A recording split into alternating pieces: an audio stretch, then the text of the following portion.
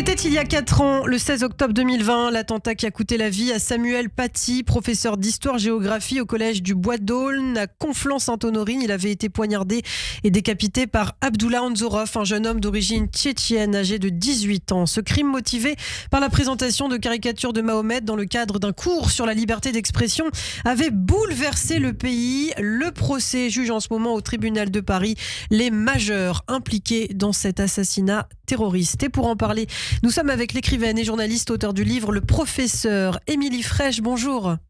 Bonjour, je ne suis pas journaliste, mais je suis là. Vous êtes là, vous êtes écrivaine en tout cas et vous suivez ce procès pour le journal Le Point. Merci en tout cas d'avoir accepté notre invitation. Je sais que votre planning est assez chargé. Alors on revient sur ces dernières déclarations. J'ai détruit votre vie au procès de l'assassinat de Samuel Paty à la cour d'assises spéciale de Paris. Hier, l'élève qui avait menti avant l'assassinat justement du professeur s'est excusé au procès. On se retrouve tous ici à cause de mon mensonge. Émilie, comment ces excuses ont-elles été accueillies, notamment par la famille de Samuel Paty?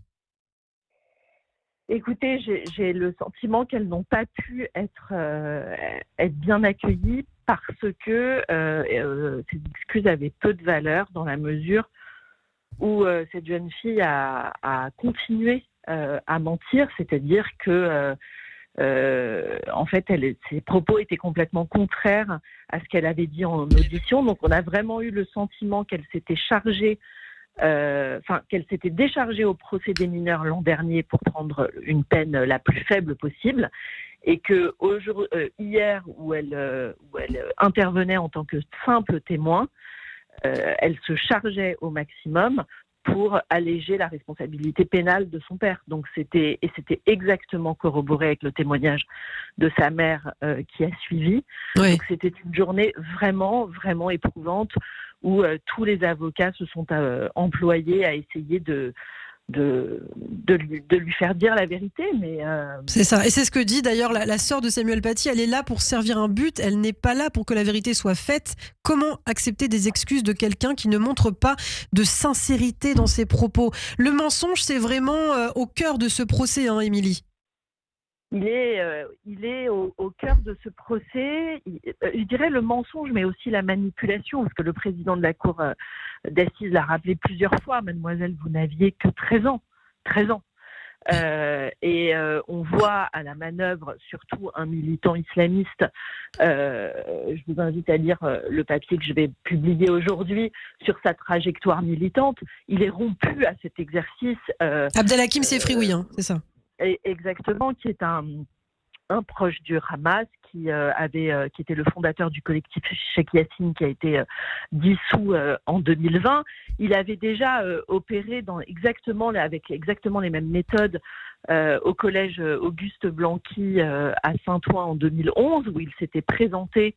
Il avait également réalisé une vidéo de jeunes filles qui portaient l'abaya et qui avaient été rappelées à l'ordre par leur principale en prétendant en avançant une prétendue discrimination.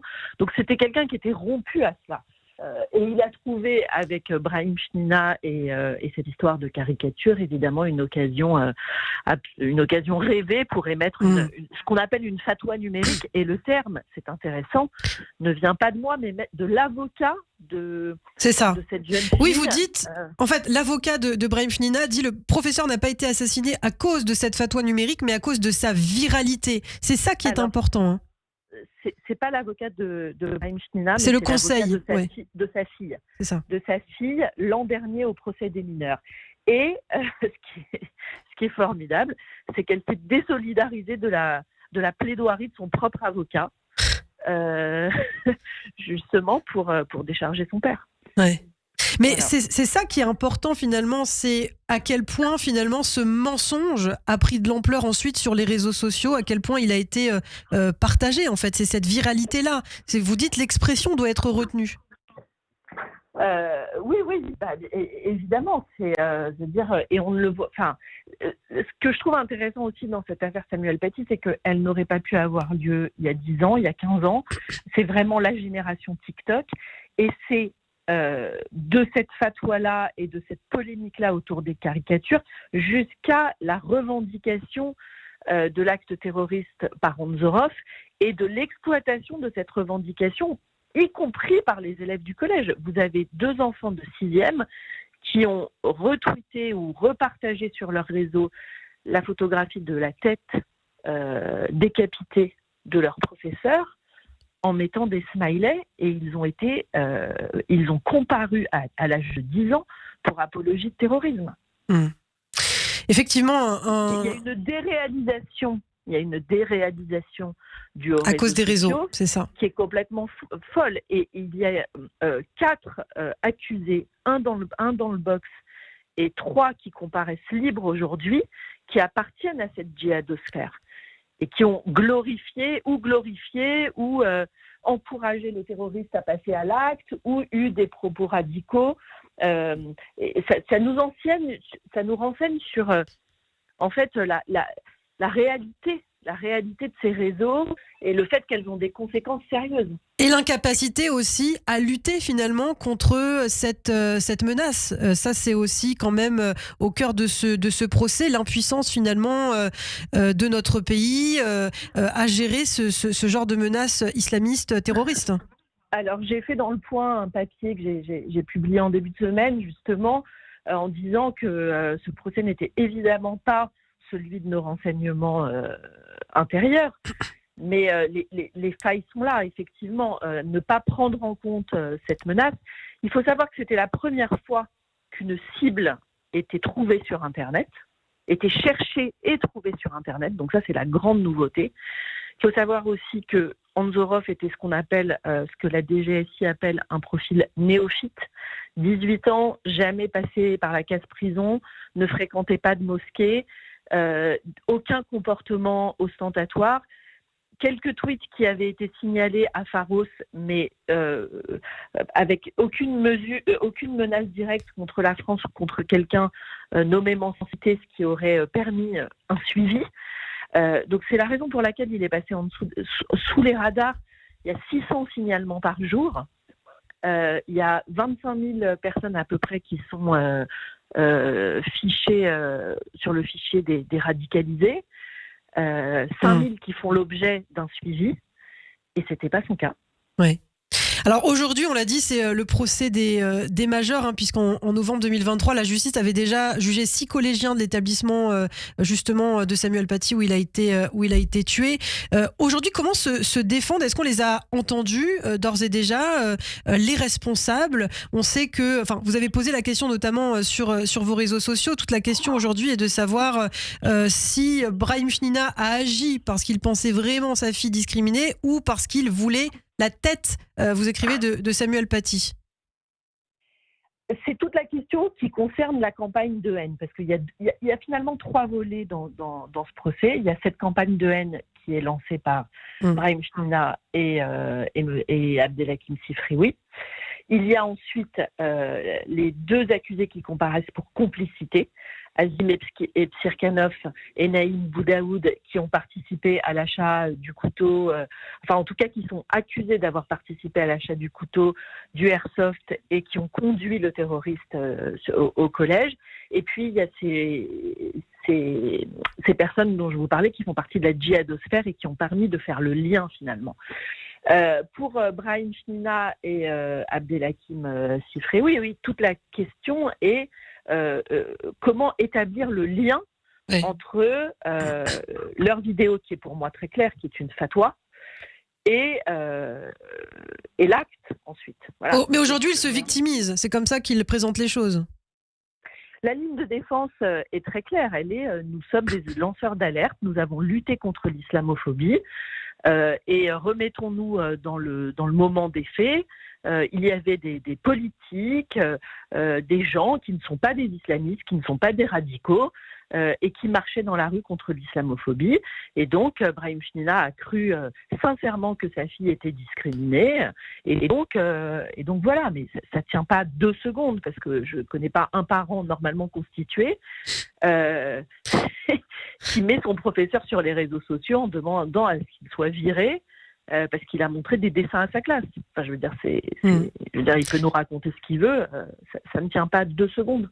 Vous nous l'avez dit, on va retrouver votre article, justement, vous avez écrit sur le parcours d'Abdelhakim Sefrioui. On a entendu par ailleurs à l'audience son fils, je crois, qui a accusé... Non, c'est ce matin. C'était ce... J'y vais là, c'est ce matin. Voilà, non, parce qu'on a entendu apparemment Fidé Sefrioui. Alors je ne sais pas si c'est son... Fidé Sefrioui, on espère qu'elle témoignera, mais ce n'est pas sûr. Elle a été entendue dans le cadre de l'instruction en audition, oui. Parce qu'il y a quelque chose d'intéressant qu'elle dit. Elle dit son militantisme avec le collectif Cheikh Yassine était plus un engagement contre les Juifs que pour la Palestine, Émilie. L'antisémitisme de Sefrioui est absolument obsessionnel et il revient à chaque action qu'il mène. C'est-à-dire que dans son parcours, on voit qu'il y a une sorte de montée en puissance qui me fait penser à celle de Youssouf Fofana dans l'affaire Ilan Halimi, sur laquelle j'ai travaillé, puisque j'ai écrit un livre et un scénario sur le sujet. Ce qu'il reproche, donc, il mène des actions similaires depuis les années 2009 avec Dalil Boubaker, avec l'imam Chalgoumi, à la mosquée d'Evry-Courcouronnes, et à chaque fois, ce qu'il reproche aux musulmans, à ces imams, c'est ses liens avec la communauté juive, c'est d'avoir des liens avec le CRIF. Il est vent debout avec ça. Et c'est limpide, puisqu'il est un agent dormant en France du Hamas. Alors, Émilie Frèche, j'ajoute juste que les enquêteurs ont quand même trouvé dans un de ses téléphones, parce que le deuxième a disparu, qu'il était en lien avec pas moins de 11 hauts responsables du Hamas. Et ce qui est terrifiant, c'est que cet homme, évidemment, faisait l'objet d'une fiche S, c'est qu'il a été librement laissé sur la voie publique pour mener ses campagnes de haine et diffuser ses idées. Voilà. Très rapidement, Émilie Frèche, pour terminer, je sais que vous êtes assez proche de la sœur de Samuel Paty, Mickaëlle Paty. Comment vit la famille ce procès aujourd'hui? Comment elles appréhendent aussi ce qui est dit, ce qui va être dit? Écoutez, je pourrais parler uniquement de Mickaëlle, parce que je vois bien sûr Gaëlle qui est là tous les jours, mais Mickaëlle, je la trouve combative, je la trouve forte. Voilà, qu'est-ce que vous voulez que je vous dise, c'est tellement abominable que bon. Ça doit être effectivement très éprouvant. Merci beaucoup en tout cas, Émilie Frèche, d'avoir été avec nous ce matin sur Radio J. Je rappelle le titre de votre pièce, Le Professeur, qui a été publié chez Albin Michel. Merci infiniment et à très bientôt sur Radio J.